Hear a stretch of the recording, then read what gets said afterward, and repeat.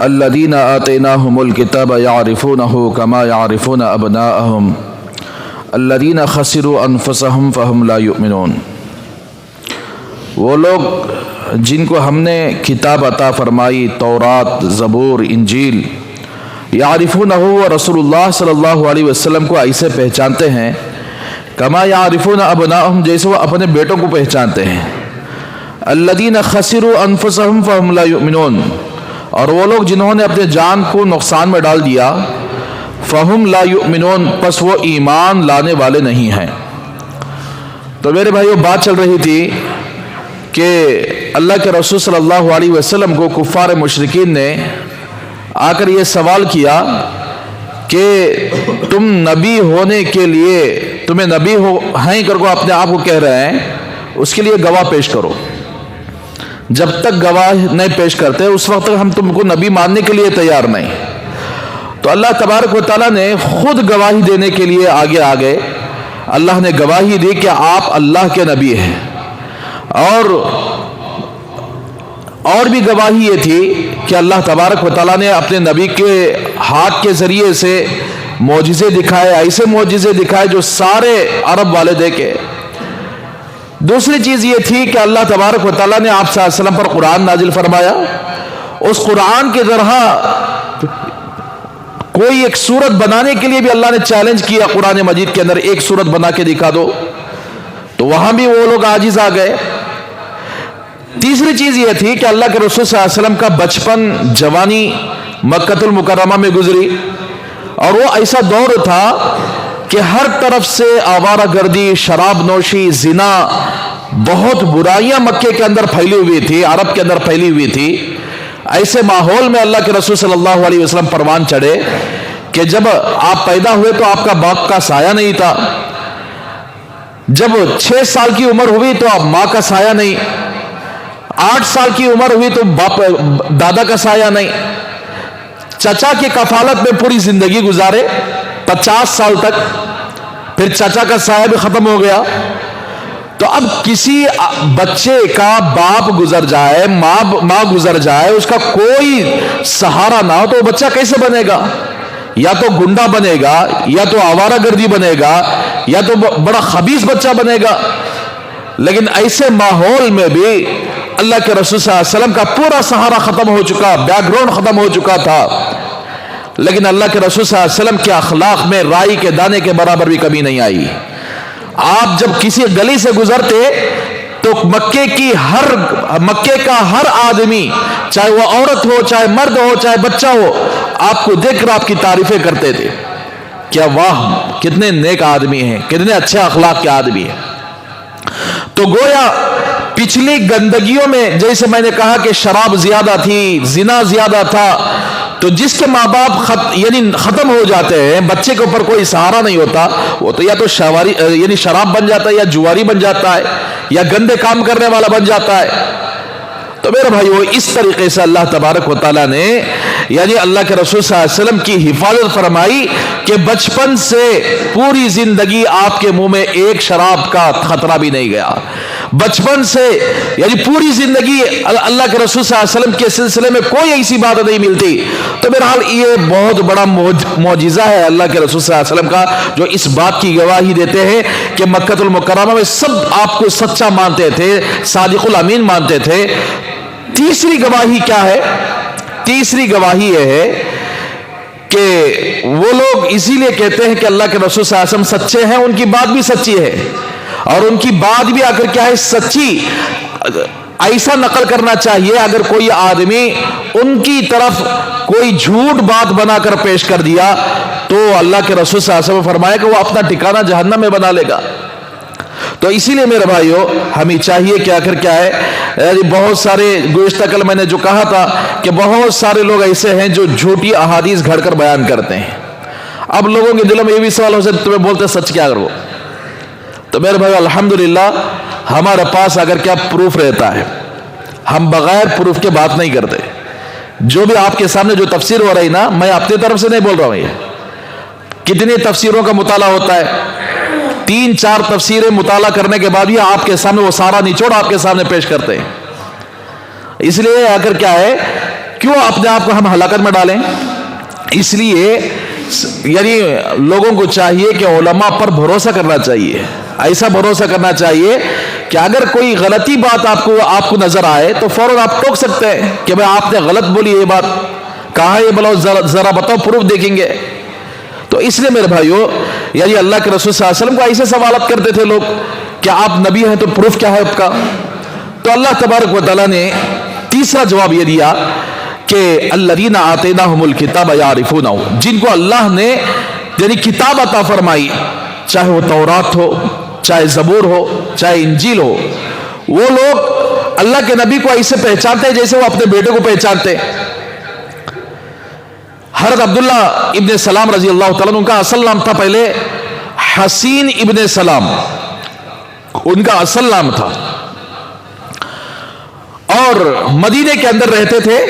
ان کے والد بڑے عالم تھے، اور ان کی پھوپھی بھی اللہ کے رسول صلی اللہ علیہ وسلم کے بارے میں بتایا کرتی تھی کہ ایک نبی آنے والے ہیں، اور دوپہر کے وقت میں آئیں گے، سخت گرمی ہوگی اس وقت، اور سفید کپڑے پہن کر آئیں گے، ان کے ساتھی بھی سفید کپڑے پہنیں گے.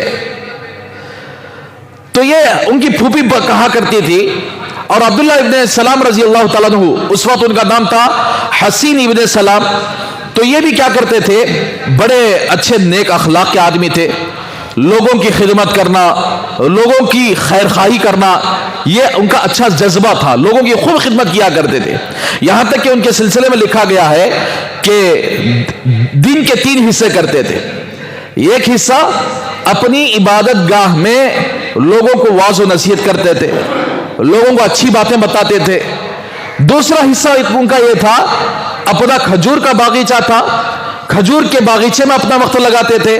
یعنی ادھر واعظ و نصیحت بھی کرتے، ادھر تجارت بھی کرتے.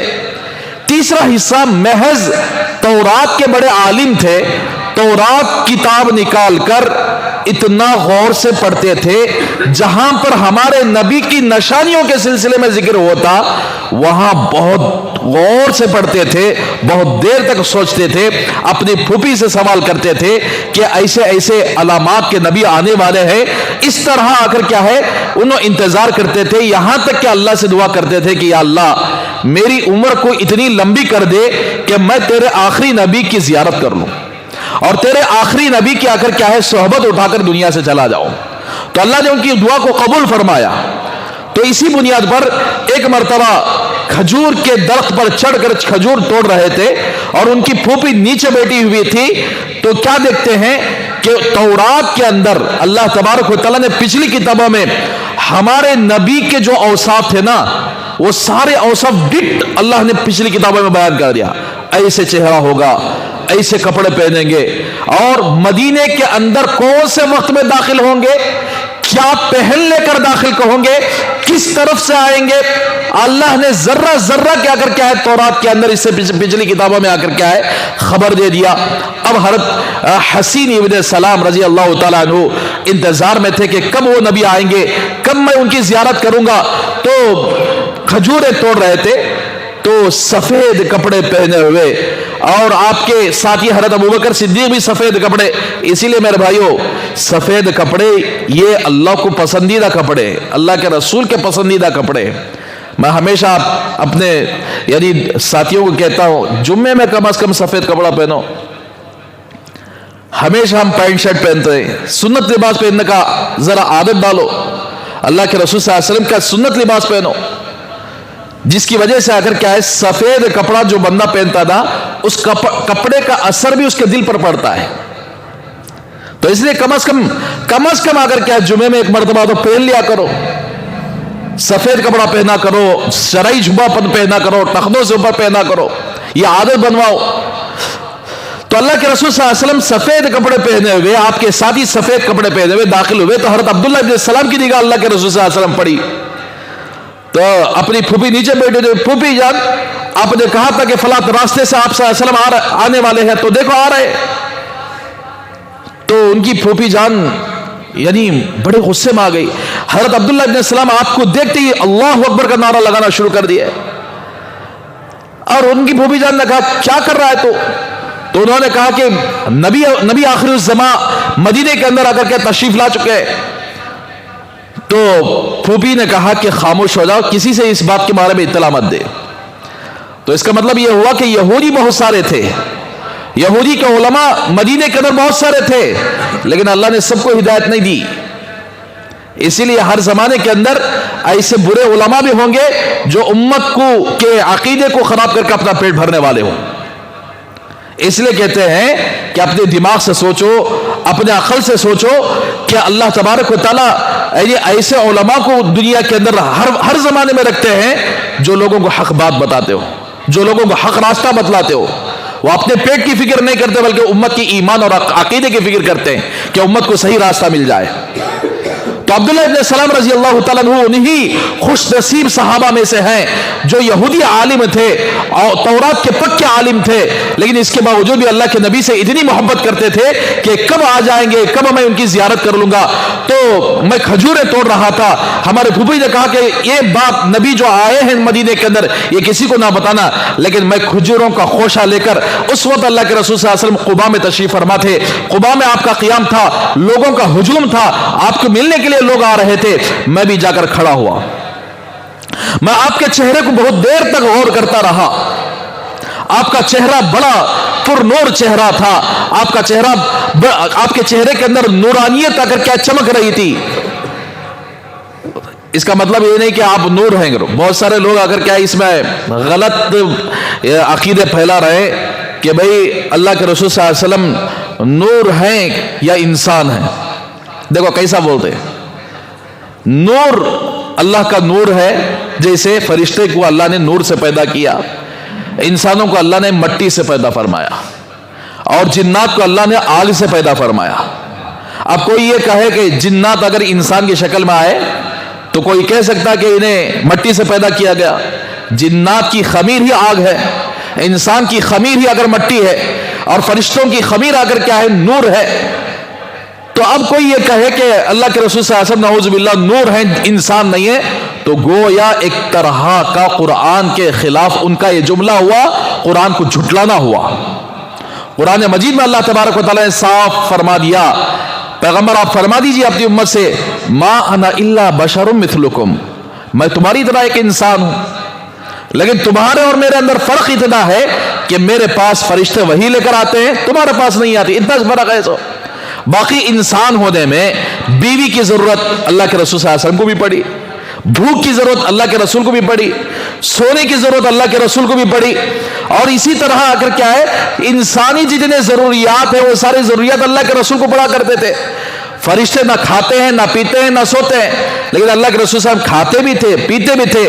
پھر اگر اللہ کے رسول نور ہوتے, اپنے پیٹ پر پتھر کیوں باندھتے, 3 دن کے فاقے کیوں ہوتے, تو میرے بھائیو اولاد کیوں ہوتی, کیا فرشتوں کی کوئی اولاد ہے؟ تو بہرحال میرے بھائیو لوگوں کو اگر یہ ایک عقیدہ خراب کر رہے ہیں کہ نعوذ باللہ اللہ کے رسول صلی اللہ علیہ وسلم نور ہے انسان نہیں ہے, تو سمجھو کہ ایک طرح کا یعنی گمراہی ہے, ایک طرح کی اگر قرآن کے خلاف ان کی باتیں ہیں. تو لہٰذا حضرت عبداللہ ابن سلام رضی اللہ تعالیٰ عنہ بہت دیر تک اللہ کے رسول صلی اللہ علیہ وسلم کو دیکھتے تھے. اللہ کے نبی کی نگاہ ان کی طرف پڑی تو اس وقت اللہ کے رسول لوگوں سے کیا بات کر رہے تھے, لوگوں سلام کو پھیلاؤ, سلام کے رواج کو پھیلاؤ, تم جس مسلمان کو پہچانتے ہو اس کو بھی سلام کرو, جس مسلمان کو پہچانتے ہیں اس کو بھی سلام کرو, اور اسی طرح یعنی لوگوں سے نرم بات کرو, سختی سے مت پیش آؤ. تیسری بات یہ آپ صلی اللہ علیہ وسلم فرمائی, ایسے وقت میں نماز پڑھو جبکہ لوگ سو رہے ہوں. رات میں تہجد کی نماز کی اللہ کے رسول دعوت دے رہے تھے, ایسے وقت میں نماز پڑھو کہ جب لوگ سو رہے ہوں رات میں, تو یہ کام کر لو گے تو جنت میں داخل ہو جاؤ گے. تو یہ باتیں کر رہے تھے, میں غور سے دیکھ رہا تھا. پھر اللہ کے رسول صلی اللہ علیہ وسلم میری طرف نگاہ اٹھا دیکھا, کون ہو, تو میں نے عرض کیا حسین ابن سلام. تو اللہ کے نبی نے میرا نام بدل دیا, آپ نے فرمایا حسین نہیں ہے بلکہ عبداللہ ابن سلام ہے. تو میں نے عرض کیا ہاں یا رسول اللہ, میں آ کر کیا ہے عبداللہ ابن سلام ہی ہوں. اسی وقت آ کر کلمہ پڑھ کر مسلمان ہو گئے. تو میرے بھائی یہ اسی لیے اللہ فرماتے, حضرت عمر ابن الخطاب رضی اللہ تعالیٰ نے ایک مرتبہ عبداللہ ابن سلام سے پوچھ لیا اللہ فرما رہے قرآن کے اندر کہ وہ لوگ جن کو ہم نے کتاب عطا فرمائی وہ نبی کریم صلی اللہ علیہ وسلم کو ایسے پہچانتے جیسے وہ اپنے بیٹے کو پہچانتے ہیں. کیسے پہچانتے جی؟ تمہیں اللہ کے نبی کو پوچھ ڈالے عبداللہ ابن السلام رضی اللہ تعالیٰ عنہ. تو تاریخی جملہ دیکھیے، اللہ اکبر، کتنا بڑا ایمان تھا اللہ کے نبی سے، کتنی محبت اور عقیدت تھی. تو عبداللہ ابن السلام رضی اللہ تعالیٰ عنہ نے عرض کیا کہ ہماری اولاد کے ہونے میں شک ہے، ہو سکتا ہے کہ ہماری بیوی خیانت اور دھوکہ بازی کی ہو، لیکن اللہ کے نبی ہونے میں کبھی شک نہیں ہوا، اس لیے کہ ہم نے تورات کے اندر آپ کی علامات کو ایسے پڑھا کہ کبھی زندگی میں ہم نے کبھی شک نہیں کیا. یہ جملہ تھا عبداللہ ابن السلام رضی اللہ تعالیٰ عنہ کا. تو اس لیے بہت سارے یہودی جانتے تھے اللہ کے نبی صلی اللہ علیہ وسلم آخری نبی ہے، ضد کی بنیاد پر، حسد کی بنیاد پر، جلنے کی بنیاد پر اللہ کے نبی کو نبی نہیں مانے. آج بھی جتنے یہودی اسرائیل ہے نا، یہ سب کے سب مسلمان اور اسلام سے حسد کرتے ہیں، اسی بنیاد پر ان کو توفیق نہیں ہوتی، ہدایت نہیں ہوتی. تو اس طرح عبداللہ ابن السلام رضی اللہ تعالیٰ عنہ یعنی فرمایا کرتے تھے. لیکن الذین خسروا انفسہم، جو عبداللہ ابن السلام رضی اللہ تعالیٰ عنہ کے علاوہ جتنے بہت سارے اور بھی عالم تھے یہودی، وہ اپنی جانوں کو نقصان میں ڈالے. مطلب کیا ہے؟ حسد، ضد کی بنیاد پر ایمان قبول نہیں کیے. فہم لا یؤمنون، پس وہ ایمان لانے والے نہیں ہیں. تو تیسری گواہی اللہ تبارک و تعالیٰ نے ان یہودی علماء کے زبان سے نکلوائی کہ یہ آخری نبی ہے، ان کو نبوت عطا کی گئی، اللہ کے رسول صلی اللہ علیہ وسلم کو نبوت عطا کی گئی. تو اللہ تبارک یعنی کفار مکہ کو یہاں منہ توڑ جواب مل گیا کہ یہودی علماء خود گواہی دینے لگے یہ آخری نبی ہے. اللہ سے دعا کریں کہ اللہ تبارک و تعالی ہم سب کو ان باتوں پر عمل کرنے کی توفیق عطا فرمائے.